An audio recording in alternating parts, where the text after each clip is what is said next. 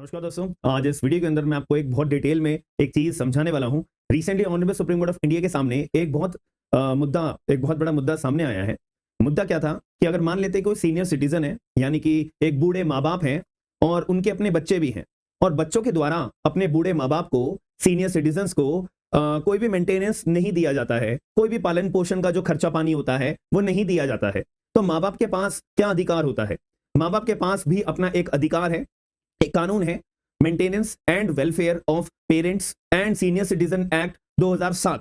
इसके अंदर section number 22, section number 23 और सेक्शन नंबर 24 का इस्तेमाल बूढ़े माँ बाप के द्वारा किया जा सकता है, सीनियर सिटीजन के द्वारा किया जा सकता है कि भाई मेरे बच्चे या जो बच्चे लोग मेरे घर में रहते हैं वो मेरे को कोई मेंटेनेंस देते नहीं है, या मेरी बीवी को, जो मेरी उनकी बूढ़ी माँ है, ठीक है, उनको कोई मेंटेनेंस देते नहीं है, कोई पालन पोषण देते नहीं है, बस वो हमारे घर पे रहते हैं, हमारे ही खरीदा हुआ घर पे रहते हैं और हमारे ही घर पे अपना कब्जा बना के बैठ चुके हैं, और हमारे को बदले में कुछ मिलता नहीं है, कोई हमारे हाथ पैर काम करना बंद कर चुके हैं, तो उनका भी फर्ज बनता है हमारे बच्चे होने के नाते हमारा पालन पोषण करना, तो उनके द्वारा नहीं किया जाता है, बल्कि हमारे घर पर ही हमें ही कोई भी घर में एंट्री दी नहीं जाती है, और हमारे घर पे ही कब्जा बना दिया गया है, और हमारे घर पे ही हमारे को रहने का अधिकार हमसे छीन लिया गया है।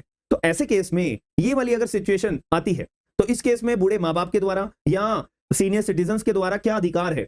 तो welfare and maintenance of parents and senior citizen act 2007 का अधिकार उनको दिया हुआ है। इसका इस्तेमाल करके वो ट्रिब्यूनल भी बनाए हुए हैं, यहाँ पे जाके एक याचिका दायर कर सकते हैं, एप्लीकेशन पिटीशन दायर कर सकते हैं, और ये जो बूढ़े माँ बाप और सीनियर सिटीजन के द्वारा जो अधिकार उनको दिया जाना चाहिए कानून के द्वारा, या ऐसा भी तो हो सकता है कि बूढ़े माँ बाप का मन या सीनियर सिटीजन का मन इस तरह से मिट चुका है अपने बच्चों के प्रति कि वो नहीं चाहते कि भाई मेरे बच्चे मेरी प्रॉपर्टी पे रहें, मेरे बच्चे मेरी प्रॉपर्टी पे ही अपना कब्जा बना के रखें, तो मैं अपने बच्चों को बेदखल करना चाहता हूं, मैं अपने बच्चों को अपने घर से एविक्ट करना चाहता हूं, बाहर निकालना चाहता हूं। तो मैंने वर्ड यूज करा है एविक्ट। तो क्या एविक्ट करने का, एविक्शन की पिटीशन ट्रिब्यूनल में इस कानून के तहत बूढ़े माँ बाप के द्वारा, सीनियर सिटीजन के द्वारा फाइल करी जा सकती है? ऑनरेबल सुप्रीम कोर्ट ने क्लियरली बोला है जी हाँ।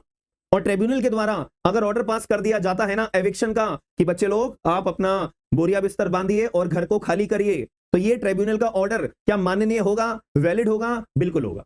तो ये honourable supreme court of India ने इस बात को क्लैरिफाई करा है। पहले तो आप ये केस का नाम समझ लीजिए, Kamalkant Mishra versus additional collector and others. ये 2025 का honourable supreme court of India का जजमेंट है। यहाँ के अंदर कहानी भी जो मैंने आपको एक डिटेल में ये कहानी के रूप में बताया है, इस केस की भी कहानी बिल्कुल सेम है। एक माँ बाप थे, माँ बाप ने मुंबई में 2 प्रॉपर्टियां अपनी खरीद के रखी हुई थी, 2-2 कमरों की, और उस पे क्या हुआ था, इन माँ बाप के 3 बच्चे थे, और तीनों बच्चों ने दोनों प्रॉपर्टीज पे अपना कब्जा बना लिया था, और माँ बाप को घर से निकाल दिया था, और माँ बाप फिर यूपी के अंदर कहीं ना कहीं रहने लग गए, और उस केस में बच्चों के द्वारा माँ बाप को घर में एंट्री भी नहीं दी गई है।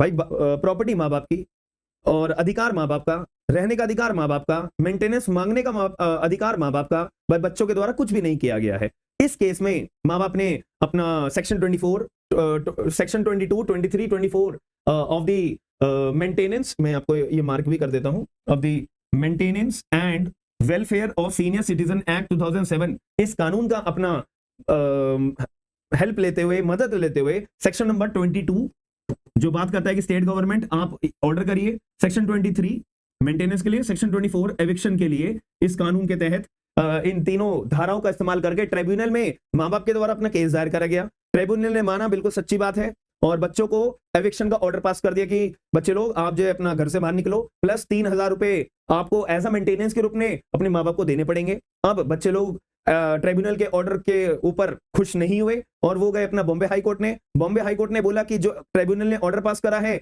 ऑर्डर पास करने का जुरिडिक्शन ट्रिब्यूनल के पास था ही नहीं, तो बॉम्बे हाई कोर्ट ने ट्रिब्यूनल के ऑर्डर को पलट दिया। अब उस बात से लेके माँ बाप जो गए सुप्रीम कोर्ट ऑफ इंडिया में, honourable supreme court of India ने क्लैरिफाई करा कि भाई जो ट्रिब्यूनल का ऑर्डर है वो बिल्कुल सही है, ट्रिब्यूनल के पास अपना जुरिडिक्शन है, ट्रिब्यूनल जो है अपना एविक्शन का ऑर्डर पास कर सकता है, ट्रिब्यूनल जो है मेंटेनेंस का ऑर्डर भी पास कर सकता है, बात खत्म। तो ये honourable supreme court of India ने बोला है, और बच्चे लोगों को घर खाली करने का नवंबर तक का टाइम दिया है कि भाई नवंबर के अंदर, ये देखो मैंने आपको 3 धाराएं बताई थी ना, ये वाली, इन 3 धारों के तहत माँ बाप के द्वारा अपना केस फाइल करा गया था ट्रिब्यूनल के अंदर, और ट्रिब्यूनल ने ऑर्डर पास करा था, ये देखो ट्रिब्यूनल ने ये ऑर्डर पास करा था 24 में, कि 3,000 रुपए मंथली आपको मेंटेनेंस भी देना पड़ेगा और जल्द से जल्द हैंड ओवर कर दो भाई सारा का सारा पोजीशन अपने माँ बाप को। और इस वजह से फिर मामला सुप्रीम कोर्ट ऑफ इंडिया में गया था। सुप्रीम कोर्ट ने फाइनली ऑर्डर कर दिया है कि नवंबर का समय दिया जाता है, भाई नवंबर के अंदर अंदर अपना घर खाली कर दो, मतलब माँ बाप का घर उनके हवाले कर दीजिए। अब आपका क्या मानना है इस पॉइंट ऑफ व्यू के रिगार्डिंग? ये देखो ये डेट है, मैं आपको ये डेट दिखा रहा था, ठीक है। To furnish the an undertaking that he will vacate the premises on or before 30 November 2025, और ट्रिब्यूनल के पास यहाँ पे अधिकार है ऑर्डर पास करने का। तो आपका क्या मानना है कि ये जो कानून का ऑब्जेक्टिव बनाया गया है और इसके बारे में कितने लोगों को अवेयरनेस होती है, कितने लोगों को अवेयरनेस नहीं होती है? तो मेन मुद्दे वाली इस वीडियो का जो मेन मुद्दा है वो यही है कि अगर जो सीनियर सिटीजन होते हैं, माँ बाप होते हैं, उनके पास अपने बच्चों को एविक्ट करने का अधिकार है, बिल्कुल है, इस कानून के तहत बिल्कुल है। आप बस एक ट्रिब्यूनल में बस आपको एक अपनी पिटीशन फाइल करनी होती है, और जिस वजह से आपको दुख हुआ है वो अपने सारे पॉइंट्स आपको पिटीशन में दायर करने होते हैं। उसके बाद ट्रिब्यूनल की बात बिल्कुल सुनेंगे और आपके फेवर में जजमेंट बिल्कुल देंगे, याद रखिएगा। तो अगर आपके पास कोई भी ऐसा मामला है तो आप लोग इन कानून का सहारा लेकर, इन धाराओं का सहारा लेकर अपने आप को इंसाफ जरूर पा सकते हो। आपको ये वीडियो के अंदर जो जानकारी प्रोवाइड कराई गई है अगर अच्छी लगी है, समझ में आया है, तो एक बार अपना व्यू पॉइंट कमेंट बॉक्स के अंदर जरूर बताइएगा, और आपका क्या मानना है वो भी जरूर बताइएगा। और इस वीडियो को ज्यादा से ज्यादा लोगों तक शेयर करके अवेयरनेस के रूप में, कानून की जानकारी के रूप में, धाराओं की जानकारी के रूप में प्लीज लोगों को शेयर करके अवेयर जरूर करिएगा। और आप में से बहुत सारे लोग होंगे जो अपनी जुडिशरी की तैयारी कर रहे हैं, तो आप लोग ये अपना पोस्टर देख सकते हो। हमारा एप्लीकेशन है स्मार्ट एंड लीगल गाइडेंस के नाम से, जिसमें आपको बहुत सारे बैचेस देखने को मिलेंगे। अभी हमने AIB 20 का भी बैच लॉन्च करा हुआ है। आप लोग अगर AIB 20 का एग्जाम देने वाले हो तो इस बैच को जरूर प्रेफर करिएगा। यहाँ पे मैं आपको एक एक सब्जेक्ट बहुत डिटेल में पढ़ा रहा हूं, और जो आपको AIB 20 के लिए एज वेल एज आपके आगे चल के वकालत में बहुत ज्यादा काम आएगा। तो आप लोग अगर ज्वाइन करना चाहते हो तो कर सकते हो। ये हमारा भारतीय न्याय संहिता का भी बैच मैंने लॉन्च करा हुआ है।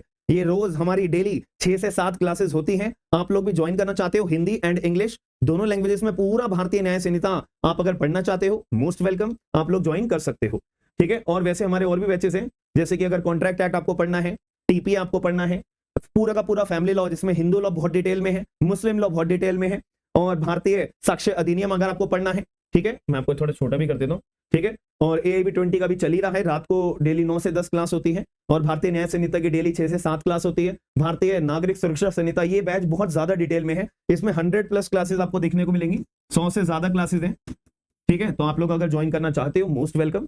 सारे बैचेस पे आपको अलग अलग डिस्काउंट जरूर मिलेंगे, इस ऑफर को अवेल जरूर कर लीजिए। और जो भी आपके अंदर कमियां हैं उनको दूर जल्दी कर दो, क्योंकि अभी कुछ महीनों में एग्जाम्स की भरमार आने वाली है। याद रखना, जुडिशरी एग्जाम्स बहुत सारे लिस्ट में लाइन में लगे हुए हैं, बस रूल अमेंड होने का टाइम है। जैसे ही रूल अमेंड हो गए, हाथों हाथ नोटिफिकेशन आपको देखने को मिलेंगी, याद रखना। बाकी अगर वीडियो पसंद आई तो लाइक शेयर सब्सक्राइब जरूर करेगा। मिलते हैं नेक्स्ट वीडियो के अंदर। थैंक यू, धन्यवाद।